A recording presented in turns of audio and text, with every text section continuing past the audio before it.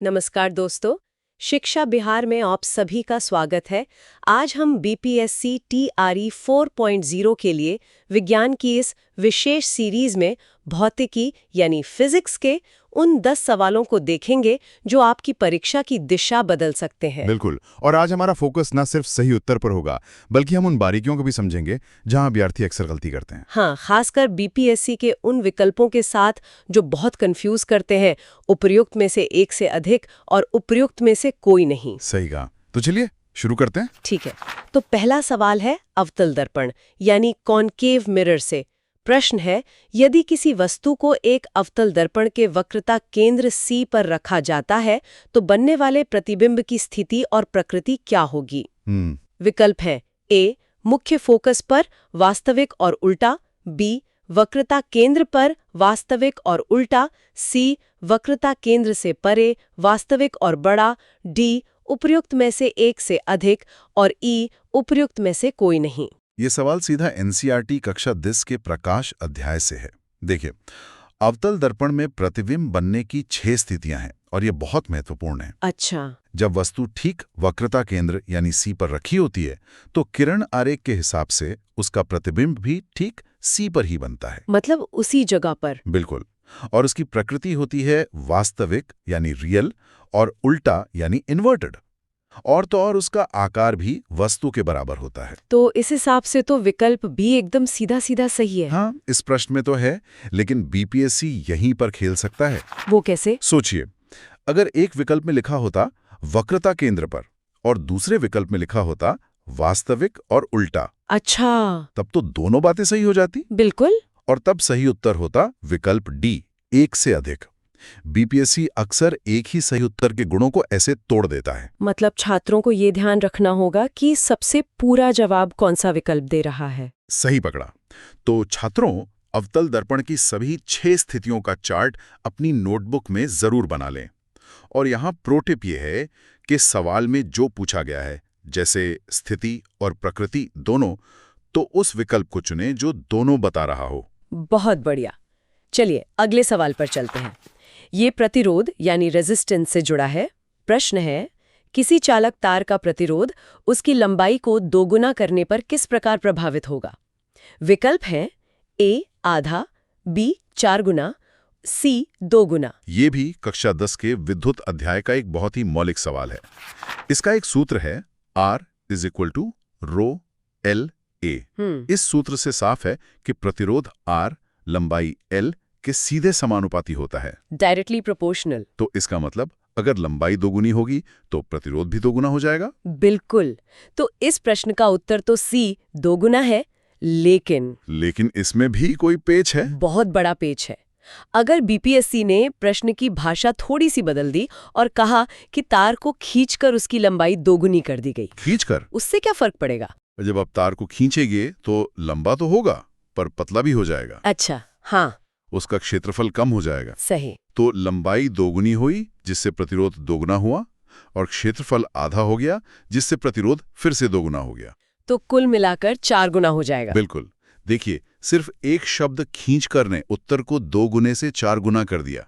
कमाल है। तो प्रो टिप ये है कि सूत्र आधारित प्रश्नों में हमेशा सूत्र लिखें और देखें कि कौन सी राशि किसके समानुपाती है। एकदम सही। चलिए अब एक बहुत ही मजेदार सवाल पर आते हैं, रॉकेट का प्रक्षेपण। सवाल है, रॉकेट का प्रक्षेपण न्यूटन के गति के किस नियम पर आधारित है? विकल्प है प्रथम नियम, द्वितीय नियम या तृतीय नियम। ये एक क्लासिक सवाल है कक्षा 9 एनसीईआरटी से।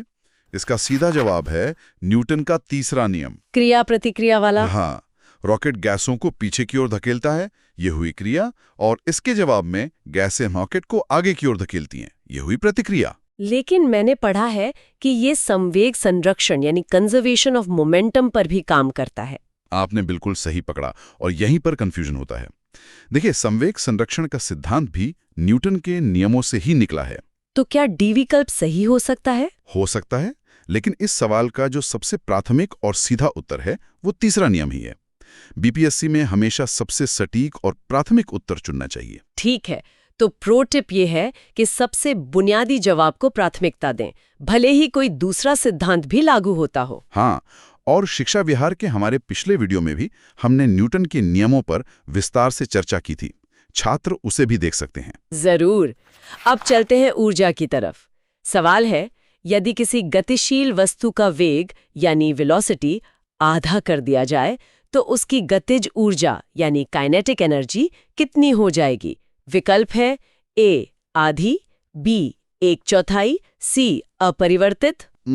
ये एक ऐसा सवाल है जहां सहल ज्ञान धोखा दे जाता है। हाँ, मुझे भी लग रहा है कि वेग आधा तो ऊर्जा भी आधी। नहीं, गतिज ऊर्जा का सूत्र है ke = ½ mv²। अच्छा, यहाँ वेग का वर्ग है v²। बिल्कुल, ऊर्जा वेग के वर्ग के समानुपाती है। तो अगर आप वेग को आधा यानी v2 करते हैं तो सूत्र में v2 का वर्ग होगा जो v² 4 बन जाएगा। सही। इसका मतलब है कि नई गतिज ऊर्जा पुरानी ऊर्जा की 1/4 यानी 1/4 हो जाएगी। तो सही विकल्प बी है। ये वर्ग करना भूल जाना एक आम गलती होगी। बहुत आम। तो प्रो टिप ये है कि जिन सूत्रों में वर्ग या घन हो उन्हें हल करते समय विशेष सावधानी बरतें। जल्दी में गणना की गलती ना करें। ठीक है। अब एक सवाल ध्वनि से। ध्वनि की प्रबलता, लाउडनेस और पिच क्रमशः किस पर निर्भर करते हैं? विकल्प है अ आवृत्ति और आयाम, और ब है आयाम और आवृत्ति। ये बहुत अच्छा सवाल है क्योंकि इसमें क्रमशः शब्द बहुत महत्वपूर्ण है। हाँ, ऑर्डर का ध्यान रखना है। देखिए, प्रबलता यानी आवाज कितनी जोरदार है वो निर्भर करती है तरंग के आयाम यानी एम्पलीट्यूड पर। जितना बड़ा आयाम उतनी प्रबल ध्वनि। और पिच, जिसे तारत्व भी कहते हैं, मतलब आवाज कितनी पतली या मोटी है, वो निर्भर करती है आवृत्ति यानी फ्रीक्वेंसी पर। ज्यादा आवृत्ति मतलब ज्यादा तीखी आवाज। तो क्योंकि सवाल में क्रमशः पूछा है तो पहले प्रबलता का कारण यानी आयाम और फिर पिच का कारण यानी आवृत्ति। बिल्कुल। तो सही क्रम है आयाम और आवृत्ति। विकल्प बी सही है। और बीपीएससी ने जानबूझकर विकल्प ए में इसका उल्टा दिया है। यही तो वो करते हैं। इसलिए प्रो टिप है कि प्रश्न में क्रमशः, नहीं, केवल जैसे शब्दों पर हमेशा गोला लगा लें ताकि ध्यान बना रहे। बहुत सही। अब आंखों की बात करते हैं। निकट दृष्टि दोष मायोपिया को दूर करने के लिए किस प्रकार के लेंस का उपयोग किया जाता है? उत्तल लेंस, अवतल लेंस या बेलनाकार लेंस? मायोपिया मतलब निकट की दृष्टि तो ठीक है पर दूर की नहीं। हाँ। इसमें होता क्या है कि प्रतिबिंब रेटिना से पहले ही बन जाता है। हमें किरणों को थोड़ा फैलाना है ताकि वो ठीक रेटिना पर फोकस हों। और फैलाने का काम कौन सा लेंस करता है? ये काम करता है ऑफ द लेंस यानी कॉन्केव लेंस। ये एक अपसारी या डाइवर्जिंग लेंस है। अच्छा, और दूर दृष्टि दोष के लिए? उसके लिए उत्तल लेंस। तो छात्रों को मायोपिया और हाइपरमेट्रोपिया दोनों का एक तुलनात्मक चार्ट बना लेना चाहिए। ये अच्छा आइडिया है।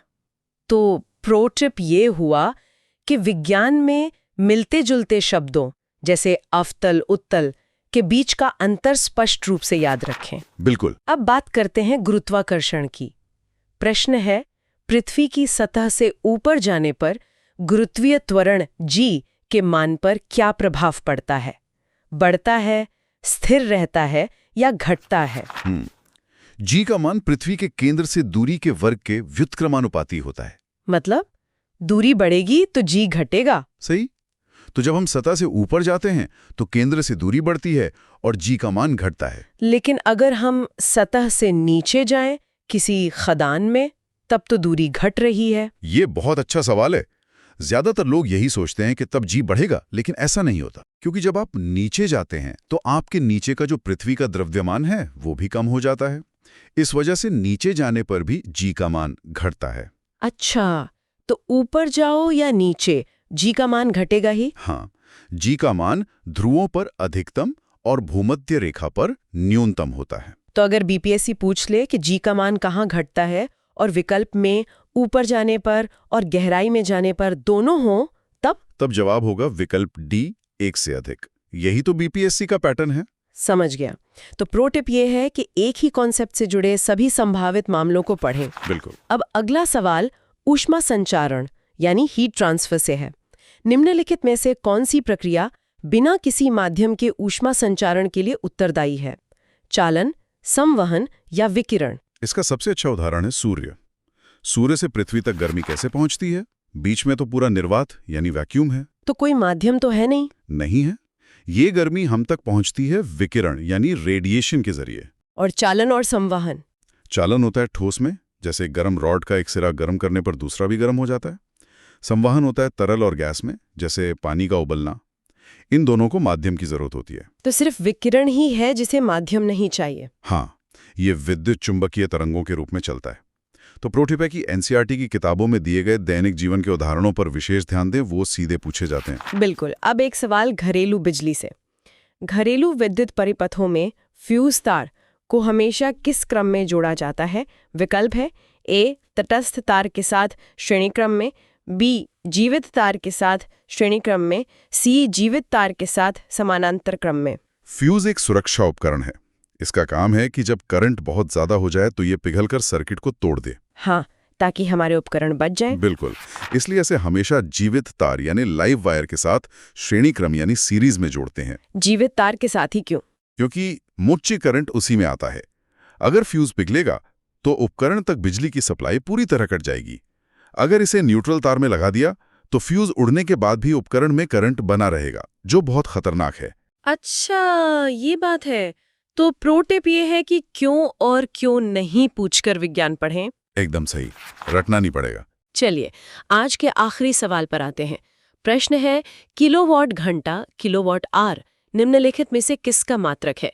शक्ति का, विद्युत ऊर्जा का या बल का? ये एक और क्लासिक ट्रैप है। छात्र किलोवाट देखते ही उसे शक्ति यानी पावर का मात्रक समझ लेते हैं। पर यहाँ घंटा भी तो लिखा है। और सारा खेल उसी का है। किलोवाट शक्ति का मात्रक है, ये सही है, लेकिन जब आप शक्ति को समय से गुणा करते हैं तो वो ऊर्जा बन जाती है। शक्ति ऋण समय बराबर ऊर्जा। बिल्कुल। तो किलोवाट घंटा असल में विद्युत ऊर्जा का व्यावसायिक मात्रक है। हमारे घरों में जो बिजली का बिल यूनिट में आता है वो 1 यूनिट 1 किलोवाट घंटा ही होता है। तो ये बहुत ही आम गलती है जिस पर ध्यान देना होगा। हाँ, तो आखिरी प्रो टिप ये है कि मात्रकों यानी यूनिट्स को ध्यान से पढ़ें। सिर्फ पहला शब्द देखकर अनुमान ना लगाएं। तो ये थे भौतिकी के 10 महत्वपूर्ण प्रश्न और उनकी गहरी समझ। हमें उम्मीद है कि इस विश्लेषण से आपको अपनी तैयारी को सही दिशा देने में मदद मिलेगी। याद रखें, बीपीएससी में सफलता के लिए अवधारणा की स्पष्टता और प्रश्नों को ध्यान से पढ़ना बहुत जरूरी है। चैनल को सब्सक्राइब करना ना भूलें ताकि आप हमारी कोई भी महत्वपूर्ण वीडियो मिस ना करें। मेहनत जारी रखिए। शिक्षा बिहार आपकी सफलता में आपके साथ है।